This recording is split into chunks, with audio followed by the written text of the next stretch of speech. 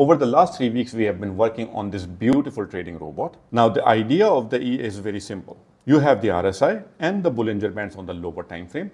And if the price breaks the lower Bollinger Band on the lower time frame, and the RSI is also in extreme, let's say below 20. So we place the buy order slightly above the current price so that the price has to move back into our order, giving us a slight confirmation that maybe the reversal has started. But if the price keeps falling, we trail our stop order at the same distance from the price because we do not know what time the reversal will start and we don't want to be left behind with our order. But on top, we have also built a confluence of the higher time frame candles as well. So if you look at the higher time frame, you see these 3 candles, which are the last ones.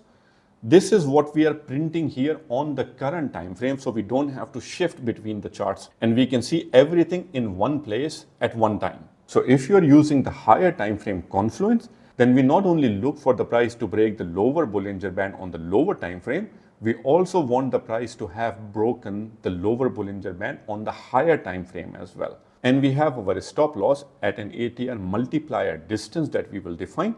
Our TP is the middle of the Bollinger Band, but what we are looking for is trailing the stop loss very aggressively. So as soon as the price has moved back into profit by a certain amount that we will again define through ATR, then we start to aggressively trail the stop loss, keeping a small distance again based on ATR, and we trail the price into profit as long as it doesn't reverse back. If it goes to hit our TP, hooray, hooray. But even if it doesn't go that direction, as long as we are trailing our stop loss into profit, we are looking to make a little bit of profit on every trade. The other filter that we have put into this is a spike filter. So if the price jumps suddenly from current price to a very high or a very low price, then we do not want to take a trade and we pause trading for a certain number of seconds. That's just a safeguard. Then we have also put in a Fibonacci building tool as well, which we are not currently using in the year, but I have a few ideas around Fibonacci, which as and when I will incorporate those, I will come back and then we'll go through another video updating them. But we do have a panel now where we have the key statistics of the beginning balances of today, the last 7 days and the 30 days, an all-time high. Then we also registered the equity highs, so we know at all point in time how high the equity has been during today, the last 7 days and 30 days, and all time. And we have also built drawdown controls. So if you have set the drawdown control to 4% on a particular day, then as soon as the drawdown for that day becomes more than 4%, no additional trades are going to be placed. Same goes for 7 days and 30 days. So you can control how much drawdown you are willing to take on a day, on a weekly basis, or on a 30-day balance. And then you can also decide for an all-time drawdown control as well, that if the drawdown exceeds this amount, then do not take any more trades. And then eventually we have the profit statistics, which is how much profit do we make today, did we make in the last 7 days, did we make in the last 30 days, and what's our all-time profit percentage. So this is what we have built. Today what we are going to do is we're going to go through all the key settings and we're going to talk about what impact can we expect if we change those settings upwards or downwards. And secondly, over the last 2 weeks during my demo forward testing, what I have noticed is when the price suddenly goes into extreme positions, there are a lot of trades because as soon as the first trade closes because of our aggressive trailing of the stop loss, because the conditions for taking the trades are still there, the EA will place another stop order below the price, which can be a good thing, but it was giving me way too many trades on the same bar or within 2-3 bars. So we're going to put a small condition that once our trading criteria are met, once again for buy trade, price breaks the lower Bollinger Band on the lower time frame. If we are using the higher time frame confluence, then it also has to break the lower Bollinger Band on the higher time frame. The RSI needs to be in extreme, defined by us, let's say 20, and that's when we place the stop order. But with the new addition, there's only one trade placed per setup. And then either the RSI has to cool down or the price on the lower time frame has to come back within the Bollinger Band, or the higher time frame price has to come back within the higher time frame. If one of those conditions reverses back, then we say that now the previous setup has finished, and if there is a new setup, that's a fresh setup, so we are willing to take another trade. And then on top, one additional change that I have made to the EA, that today it only trade in reversal. So when the price is outside the Bollinger Band, we're expecting it to reverse back. But what if we want to bet the other way around, that we are betting on the continuation of the price upward rather than coming back towards the mean, which is a very small change in the code. So I thought let's put that as well so we can test that possibility as well. So let's first go through all of those settings and we'll talk about what behavioral changes can you expect to see in the EA if you change those settings upward or downward. Then we'll go to the additional coding of the additional condition on the reversal. And then eventually we will write the continuation strategy as well, which is not a massive one, a few lines of code that we will need to write. So that's the plan for today. We're not going to need a full flask of coffee because the coding is going to be minimal, but let's get our laptop, maybe a single cup of coffee, and with no more shenanigans, let's just start on the settings and then we go to the codes. So here we are in MetaTrader, and after today's additions, this is the EA that we're going to be looking at. If you are new to MetaTrader, you pull this EA here, you allow algo trading, and here are all the settings within the EA. So let's go through this. So first one is about the panel, which is the width of the panel, the height of the panel, the font size, how big do we want the text to be, and the text color in the panel as pale green and the panel background color as midnight blue. So if I press OK, this is what we're going to see here. Coming back again to the inputs. The first setting that we have to decide is whether we are going for reversal or continuation.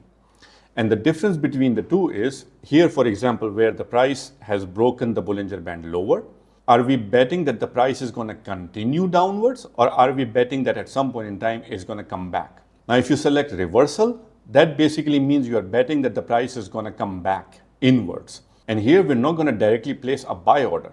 We're going to place a buy stop instead, slightly above the current price, because if the price keeps falling, this stop order will also keep trailing the price downward, and only when the price starts to reverse is when this trade is going to be taken.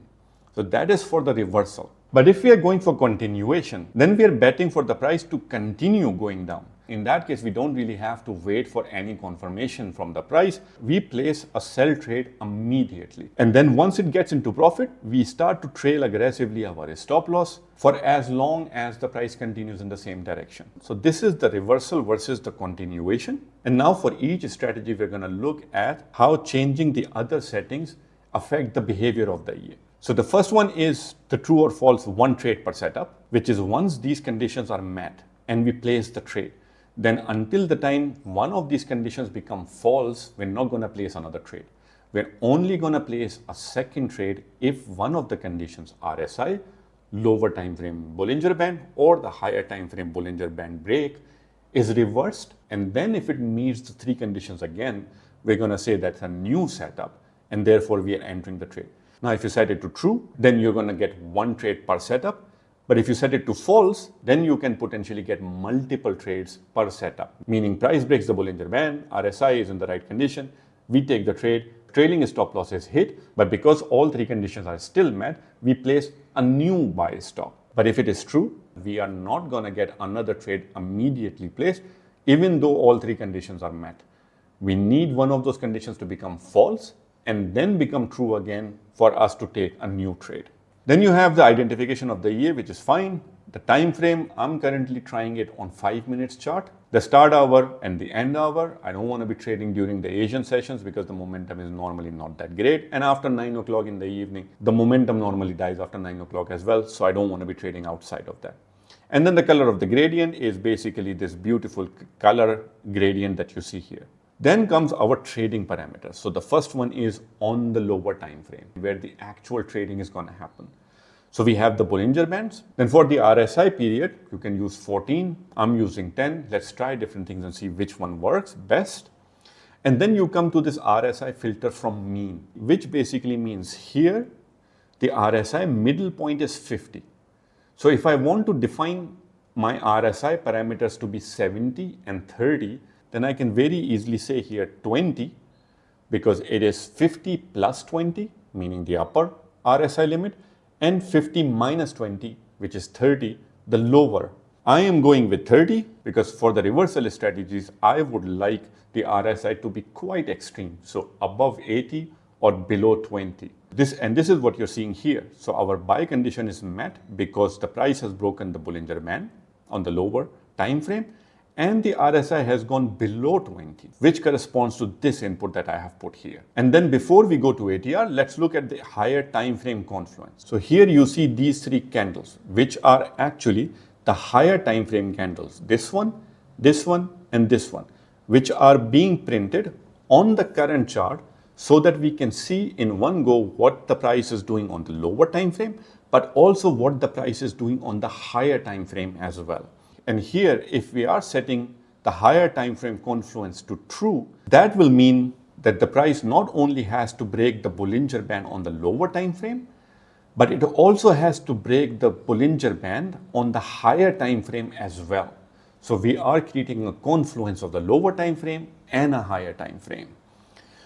And until the time all three conditions are met, which is breaking of the lower time frame Bollinger Band, breaking of the higher time frame Bollinger Band, and the RSI going into the extreme, we are not going to place our stop order for the reversal strategy. Now for the continuation, it is a similar setup, but now what we are looking for is that if the price breaks the lower time frame Bollinger Band and it breaks the higher time frame on the Bollinger Band as well, and the RSI goes into whatever number that we have provided, then only we will place a sell order directly in the direction of the trade, hoping for the trade to continue so that our stop loss can start to trail. Then we of course have to define what is the time frame for the confluence. In order to have that confluence of the higher time frame Bollinger, we have to define the Bollinger Band values for the higher time frame as well. And then you have the setting of the gap between the current candle and the HFT boxes, which I'm setting to 20. Which means from the current candle, how far do we want to paint these higher time frame candles and the higher time frame Bollinger Bands. If you set the value to a higher number, then the gap between the current candle and the higher time frame candles is going to increase. If you normally have your chart zoomed out, then you might want to have the values a little bit on this side by increasing the value of this gap. But if you are used to looking at the chart like this, a little bit zoomed in, then you will want to decrease this value to a number that will print these bars and the Bollinger Bands within this additional space available. And then we have the spike filter, which is if it is false, then we don't care about a sudden spike in price. But if it is set to true, then what we are saying is that if the price jumps suddenly between two ticks, we don't want to be trading, which can be very useful during news times or during high volatility time. And here we are defining the spike threshold through an ATR value. Depending on what you have defined as the ATR period here, say 1000 to smooth it out a little bit, then 0.5 of that ATR will mean that if the ATR value is 6 pips, then we are saying that if the price has jumped half of that, so 3 pips, then we say that it's a spike. You might want to set it to 1, in which case what we are saying is that if the price suddenly moves between two ticks by more than 5.9 pips, then in that case, we don't want to trade. And we put the EA to sleep for a certain amount of time. And 10 here basically means that if a sudden spike happens, then for the next 10 seconds, do not do anything. You might want to define it as 100, meaning for a minute and a half, do not do anything. Let the volatility in the market die down a little bit before we start trading again. Then comes our money management, which is simple. You have the ability to select either fixed lots or as a percentage of balance, as a percentage of equity, or as a percentage of free margin. And if you have selected fixed lots, then you define here what your lot size is. And if you have chosen one of the percentages, then you have to decide how much are you willing to risk on one trade.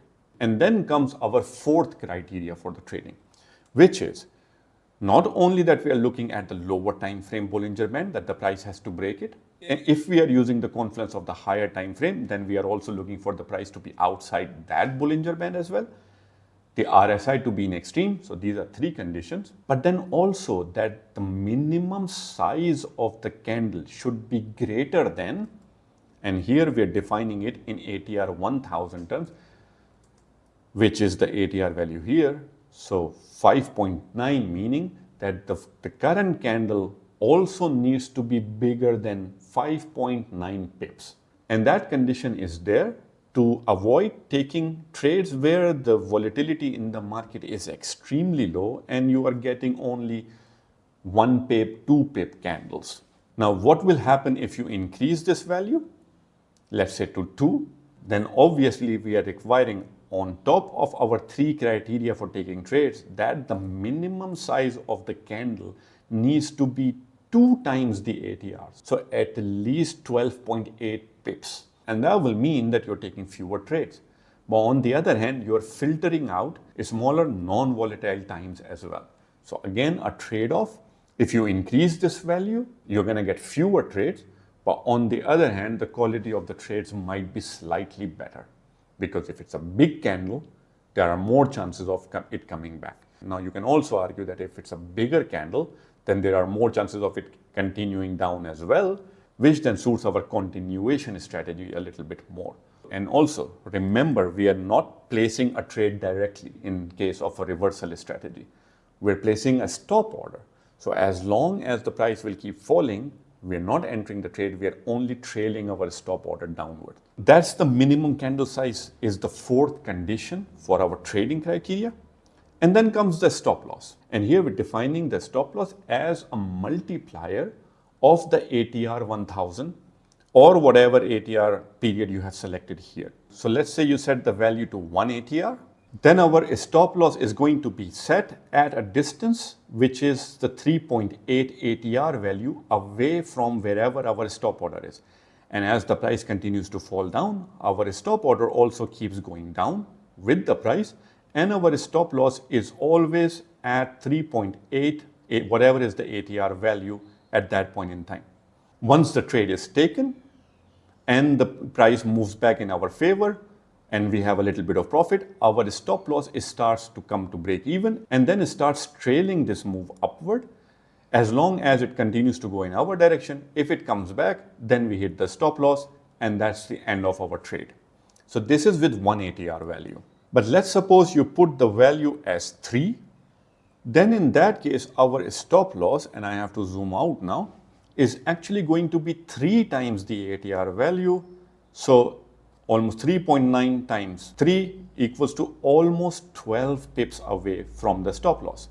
Now, if your stop loss is bigger and you are taking the same amount of risk, then in that case, your lot size is also going to become smaller. The rest will happen the same way. As soon as the price moves in our direction, the trade is taken, our stop loss keeps trailing, and as soon as the price hits the stop loss, we are out of the trade. But 2 things have happened here. One, our initial stop loss was bigger, which is providing more breathing room to the trade. But on the other hand, because our stop loss is bigger and our risk per trade is the same, our lot sizes are going to be smaller. In which case, your profit on the trade is also going to be 3 times smaller, which is going to increase your win percentage because fewer trades will hit the stop loss. But on the other hand, every profitable trade is going to be 3 times smaller as well. So this is the trade-off. And then you have the trailing stop loss distance, which for the value of 0.2 that I am testing, my trailing stop loss distance from the price is going to be 0.2, meaning 20% of the ATR value. So 3.9 times 20% is 0.78 pips. And this is the distance between the price and this trailing stop loss. But let's say if you change this value to 1 ATR, then in that case, once our trade is taken, the price will need to move into profit by 1 full ATR, meaning this value of 3.9, a full ATR back into profit before the trailing will start. And the trailing will still keep a distance of a full ATR upwards. So when the price continues to move in our direction, the ATR will trail it, but at a full 1 ATR distance. And now the trade-off here is if you have a lower value, let's say 0.2, then in that case, your initial stop loss is going to move into a break-even and slightly profitable territory soon. So you will have more trades that are going to end up in profit. But on the other hand, you're going to have smaller profit and you're not going to capitalize on a large movement. But if you have a bigger distance, a full 1 ATR distance of the trailing stop loss, there will be more time that the price is actually not going to come back a full ATR and goes down to hit your stop loss. But the times when you will catch a trade upward or in the reverse direction, then you will have larger profit for that trade. And then comes the stop order distance from the price. Remember, for the reversal strategies, we do not place a direct order. We place a stop order above the price so that the price has to move back into. And this is where this setting decides how far that distance is. So at 0.2, once the Bollinger Band has been broken on lower time frame, higher time frame, if we are using the Confluence, and the RSI is an extreme, here comes our stop order, but it's very close to the price.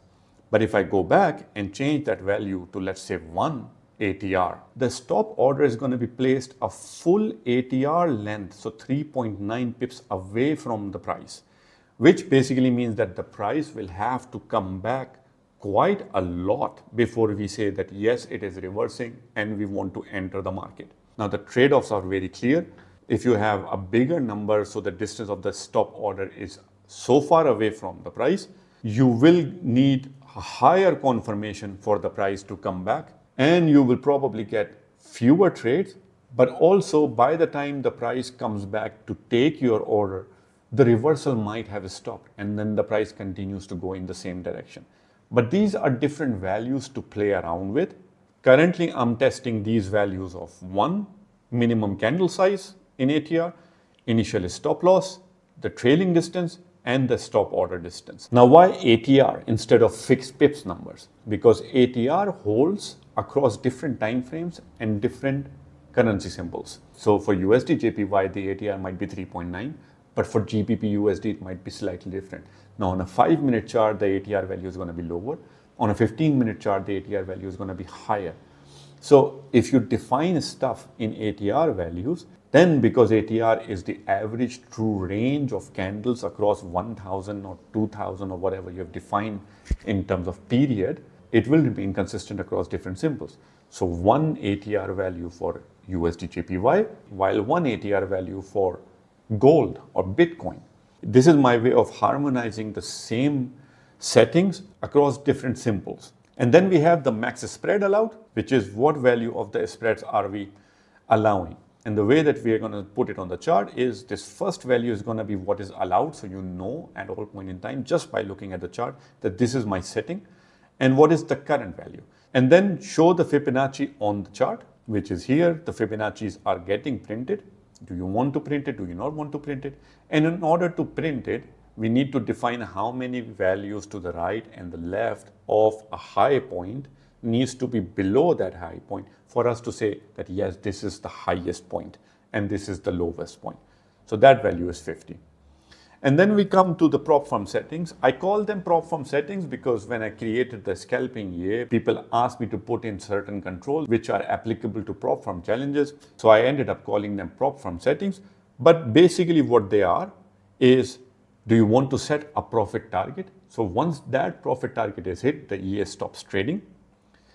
Then you have the drawdown control for the day. So as soon as the drawdown for today becomes bigger than whatever value you put here, then the EA will not place more trades. The current trades which are currently open will still run. No more additional trades. Then the same for the week, and then the drawdown for 30 days. Now we looked at the reversal strategy.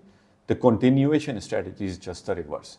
The idea is different, which is we are not betting that the price is going to reverse back a few pip. We are betting that the price is going to continue going down in the same direction a few pip more before our trailing stop loss trails into profit. But the remaining of the ideas around the ATR as stop losses, the distance of the trailing stop loss, the size of the maximum candle, those remain exactly the same.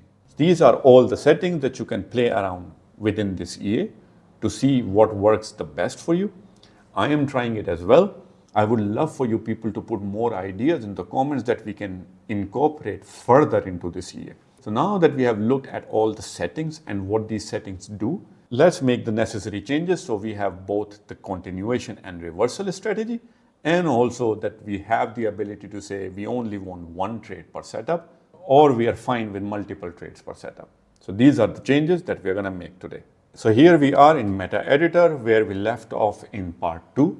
And in part 2, we didn't have the ability to select reversal or continuation. So this is the first thing that we're going to add in the settings. So coming back here, after this enum lot type, I'm going to add one more enum, which is the strategy mode, reversal and continuation.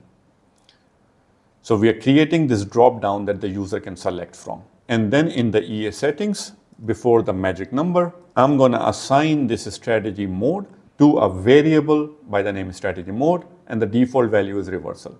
If I compile now and we go back to MetaTrader, then all of a sudden you can see that we have the ability now to select reversal or continuation from this drop down for selecting whether we want to trade with the trend or we are betting on a reversal of the trend. Then below this, I'm going to add another input variable, which is rearm, which is a bool variable, so it can only have true or false. And I'm going to set it to true, which is, do we only want one trade per setup? If it is false, then we don't care how many trades are happening per setup. But if you only want to take one trade per setup and then only take the next trade if the setup becomes false and then become true again, this is what we are adding this variable for. If I press compile, then here in the inputs, now we have the one trade per setup also appearing as either true or you can select false. Then we go down to our global variables. Then here after the trading enabled and trading enabled comms, I'm creating two more variables, which is buy signal armed and sell signal armed equals to true. So when they are true, we're going to take the trade. When they're not true, then we're not going to take the trade. Then we continue down to our onTick function. And here within the new bar section, after the update prop firm values, we're going to add two things. One is the buy signal is still true. And here we're checking that the ask is greater than the Bollinger Band on the lower time frame. RSI is greater than 50 plus whatever filter. So if we have put the filter as 30, so the RSI is higher than 80. And ask is higher than the higher time frame Bollinger Upper in case if the user is using the Confluence, or if he is not using the Confluence, then it's also true. Because if we are not using the Confluence of the higher time frame, then this condition doesn't need to be checked. So if we are not using the higher time frame Confluence, then return true. Or if we are using it, then in that case, check that the ask is bigger than the Bollinger Upper as well. And then for the sell signal is the other side, which is bid needs to be lower than the lower Bollinger Band on the lower time frame. RSI needs to be smaller than 50 minus 30, meaning less than 20, so in extreme. And then either we are not using the higher time frame Confluence, or if we are using the higher time frame Confluence, then in that case, bid also needs to be lower than the higher time frame Bollinger lower. Then if the person is using the rearm, which is only one trade per setup, then we need to make sure that once we have taken the trade or placed the stop order, that we set the buy armed signal to false so that we don't take another trade. But then here in onTick, if the rearm is used, and then if the buy signal rearm was not true, so we have set it to false, but the buy signal trade condition has now become true. So one of the conditions has become negative, then in that case, we set the signal buy arm to true back again. And the reverse is for the signal sell arm. So these are the changes we are making on onTick. And then we go down to our send order. And here, after calculating the lot sizes, I'm going to add the spread OK condition as well. So I'm checking whether or not the spreads are OK already here rather than doing them below here. And then let's remove the old conditions because we're going to write new ones. So I'm going to delete it.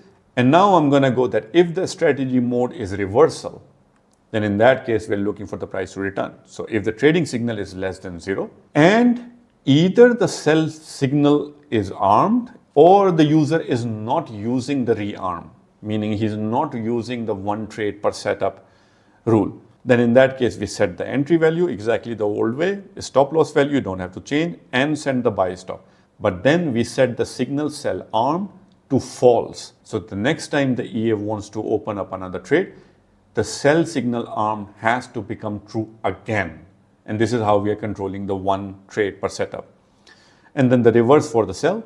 Remember, these names are written, the signal sell arm and buy arm are written for the continuation trade. So here I'm using them in reverse. So this is actually for the reverse strategy, it's signal sell armed. And in the reverse strategy for buy, it is the signal buy armed. We close this bracket and then we say else if the strategy mode is continuation. Then if the trade signal is less than 0, which is going to be the reverse. So instead of buy, this signal becomes sell, because now we are betting on continuation instead of reversal. And then we check the same thing, which is either the signal sell armed is true or the rearm is not being used. Then in that case, we send the sell order instead of the buy order, because here the reversal strategy, here is the continuation strategy. So we send the sell order and then we set the sell signal arm to false. Then the opposite here for the buy trade, instead of selling a sell stop for the reversal strategy, for the continuation strategy, we send a straight buy order and we set the signal buy arm to false. Now, one thing to note, here we are using buy stop and sell stop, and here we're using directly the sell and buy, because for reversal, we were placing the stop order slightly above the price or slightly below the price in case of a sell order. But in case of continuation, we don't need this extra confirmation. We are placing the trade immediately. And then one last change to our spread indicator, where we're now printing the allowed spread and the current spread along with the RSI. We're going to go to our update spread indicator. And here for the text, I'm going to change it to spread, but plus the max spread now, plus an arrow sign, plus whatever is the current spreads, plus RSI, plus the value of the RSI. So deleting this and updating and changing it to the new text, which is more comprehensive. So if I compile now, I don't have any errors. And now if I run it, we have our spread indicator changed to spread, the maximum spread allowed, what's the current spread, and what is the current RSI value. And finally, the last two changes that I'm going to make are go back up to our inputs, and after the RSI filter, we're going to add one more input, which is the input for the ATR period.